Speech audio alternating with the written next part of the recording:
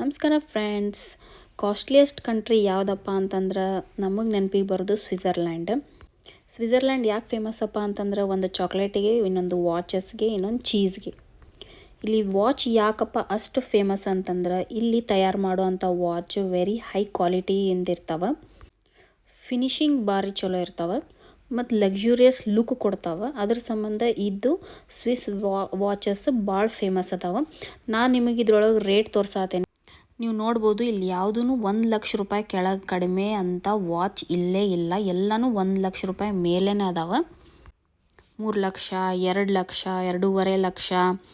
ಇಲ್ಲಿ ನೋಡ್ರಿ 49 ಲಕ್ಷದ ವಾಚ್ ಐತಿ. ಅದ್ರ ಬಾಜುಕನ ಹೈಯೆಸ್ಟ್ 79,000 ಸ್ವಿಸ್ ಫ್ರ್ಯಾಂಕ್, 79 ಲಕ್ಷದ ವಾಚ್. ನೋಡ್ರಿ ಇದು ಹೆಂಗೈತೆ ನೋಡ್ರಿ, 79 ಲಕ್ಷದ ವಾಚ್.